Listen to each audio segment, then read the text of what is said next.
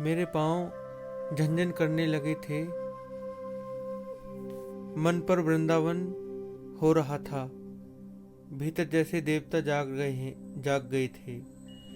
ख्वाहिश हुई कि मैं भी बर्फ पर लेटकर इस बर्फीली जन्नत को जी भर के देखूं। पर मेरे पास बर्फ पर पहनने वाले लंबे लंबे जूते नहीं थे। मैंने चाहा कि किराए पर ले लूं, पर कटाव, युमथांग और झांगू लेक की तरह टूरिस्ट स्पॉट नहीं था। मतलब जहाँ पर टूरिस्ट आते हैं वो इस टाइप का नहीं था। इस कारण यहाँ झागू की तरह दुनिया भर की तो क्या एक भी दुकान नहीं थी। खैर, दनादन फोटो खिंचवाने की बजाय मैं उस सारे परिदृश्य को अपने भीतर लगातार खींच रही थी, जिससे महानगर के डार्क रूम में इसे फिर देख सकूं। मतलब जब वो लेखिका जो है अपनी उन बातों को याद करेगी जब वो शहर में चली जाएगी और अपने रूम में बैठी होगी, तो इन दृश्यों को दोबारा देख सके, वही वो बात बता रही है। संपूर्णता के उन क्षणों में यह हिमशिखर मुझे मेरे आध्यात्मिक अतीत से जोड़ रहे थे। शायद ऐसी ही विभोर कर देने वाली दिव्यता के बीच सारे ऋषि मुनियों ने वेदों की रचना की होगी। जीवन सत्य को खोजा होगा। सर्वे भवन्तु सुखीन। सर्वे भवन्तु सुखीन मतलब सभी सुखी हों का मंत्र पाया होगा। अंतिम संपूर्णता का प्रतीक वह सौंदर्य ऐसा ही बड़े से बड़ा अपराधी भी इसे देख ले तो क्षणों के लिए ही सही करुणा का अवतार बुद्ध बन जाए। और तभी दिमाग में कौंधा कि मिल्टन ने इव की सुंदरता का वर्णन करते हुए लिखा था कि शैतान भी उसे देखकर ठगा सा रह जाता था और दूसरों का अमंगल करने की वृत्ति भूल जाता था। मैंने मणि से पूछा, क्या उसने पढ़ी है मिल्टन की वह कविता? पर मणि उस समय किसी दूसरे सवाल से जूझ रही थी। वह एकाएक दार्शनिकों की तरह कहने लगी, ये हिम शिखर जल स्तंभ हैं पूरे एशिया के। देखो, प्रकृति भी किस नायाब ढंग से सारा इंतजाम करती है।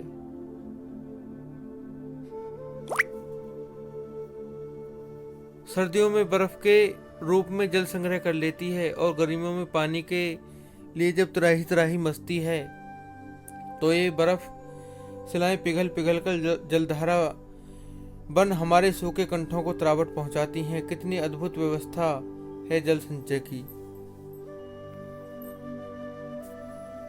मणि ने अभिभूत हो माथा नवाया। जाने कितना ऋण है हम पर इन नदियों का, हिम शिखरों का। संसार कितना सुंदर स्वपन जगाते उन लम्हों में मैंने सोचा। पर तभी उदासी किसी एक झीनी सी परत मुझ पर छा गई।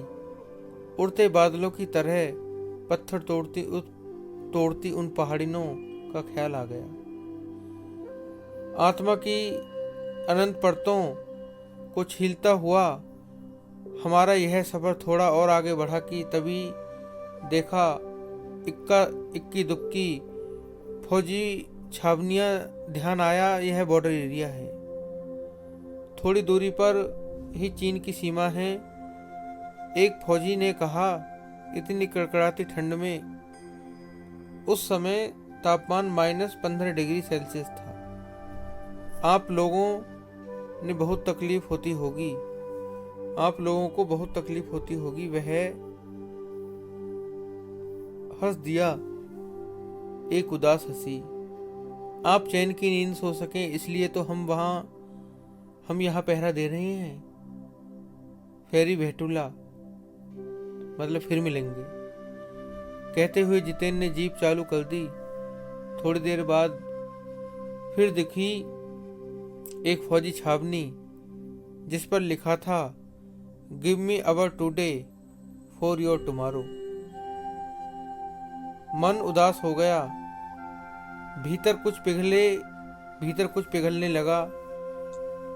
महानगर में रहते हुए कभी ध्यान नहीं आया कि जिन बर्फीले इलाकों में बैसाख के महीने में 5 मिनट में भी हम ठिठुरने लगे थे, हमारे ये जवान पौष और माघ के महीने के, मतलब जो बहुत ठंडे महीने होते हैं, माघ में भी, जबकि सिवाय पेट्रोल के सब कुछ जम जाता है, सिर्फ पेट्रोल वहाँ पे नहीं जमता, तैनात रहते हैं। और जिन संकरे, घुमावदार और खतरनाक रास्तों से गुजरने भर में हमारे प्राण कांप उठते हैं, उन रास्तों को बनाने में जाने कितनों ने जीवन की मियाद के पूर्व ही खत्म हो गए होंगे। मतलब वो पहले ही मौत के मुंह में समा गए होंगे, ऐसा उन्हें ख्याल आया। मेरे लिए यह यात्रा सचमुच ही एक खोज यात्रा थी। पूरा सफर चेतना और अंतरात्मा में हलचल मचाने वाला था। बहरहाल अब हम लायुंग वापस लौटकर फिर युमथांग की ओर। जितेन कुछ दिन पूर्व ही नेपाल से ताजा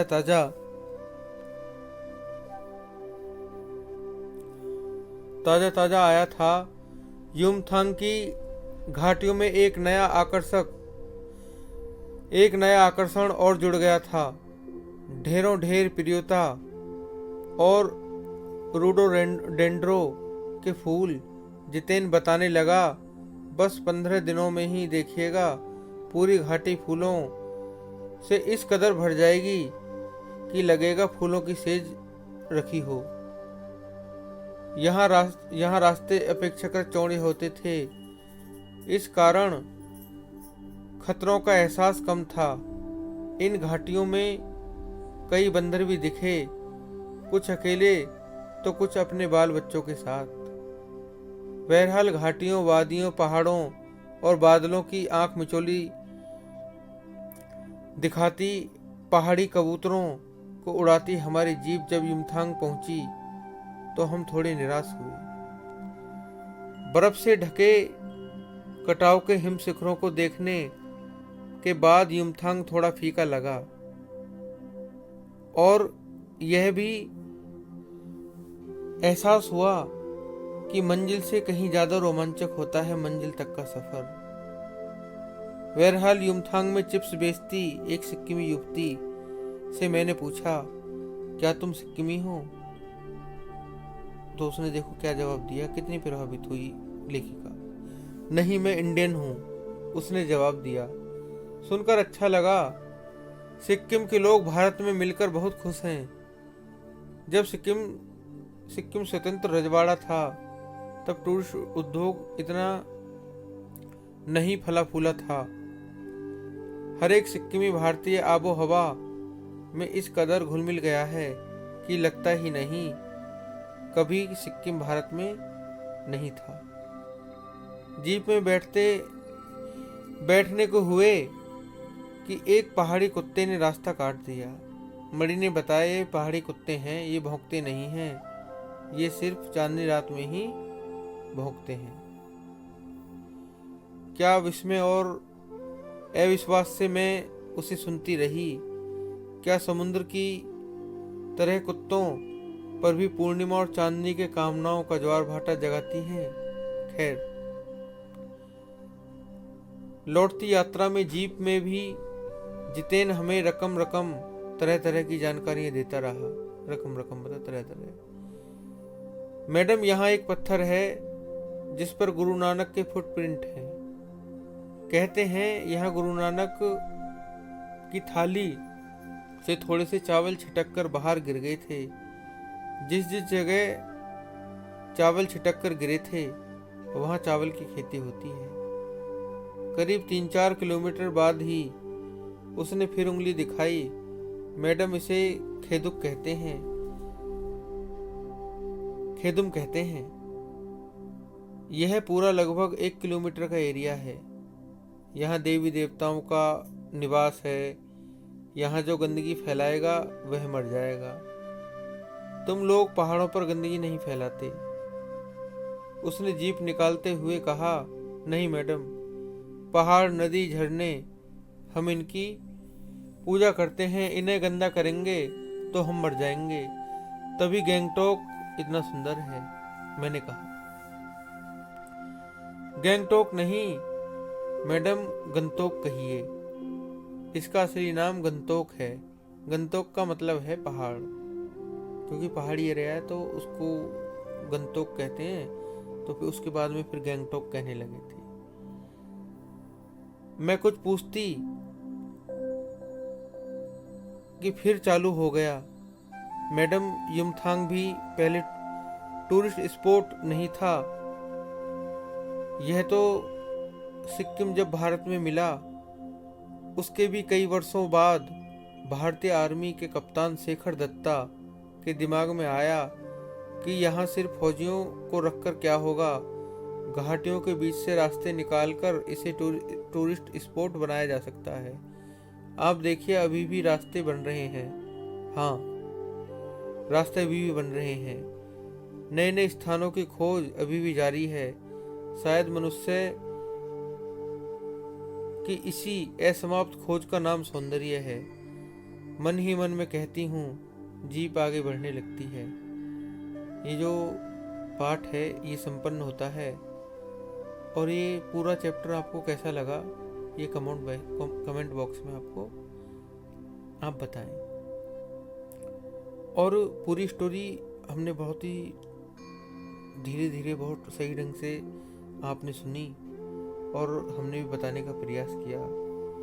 तो इस टाइप के क्वेश्चन हैं कि झिलमिलाते सितारों की रोशनी में नहाया गंगटोक लेखिका को किस तरह संबोधित कर रहा था। आप जानते हैं कैसे उसको अच्छा लग रहा था। गंगटोक को मेहनतकश बादशाह का शहर क्यों कहा गया है? वो इसलिए कहा गया क्योंकि वहाँ के लोग बहुत मेहनती होते हैं, महिलाएं बहुत मेहनती होती हैं। वो सब आपको चैप्टर में पढ़ाया आपने। कभी श्वेत तो कभी रंगीन पताकाओं को फहराना किन किन अलग अवसरों की ओर संकेत करता है, वहां पे बताया गया था। पढ़ के पीछे देख सकते हैं। जितेन नार्गे ने लेखिका को सिक्किम की प्रकृति, वहां की भौगोलिक स्थिति और जनजीवन के बारे में क्या क्या महत्वपूर्ण जानकारियां दी। अभी जैसे जितेन बता रहा था। लिखिए, ये सारे क्वेश्चन है। तो पूरे चैप्टर को आप बार बार रिवाइज कर सकते हैं और अच्छे अंक आप प्राप्त कर सकते हैं। और नए चैप्टर के साथ मिलेंगे। धन्यवाद।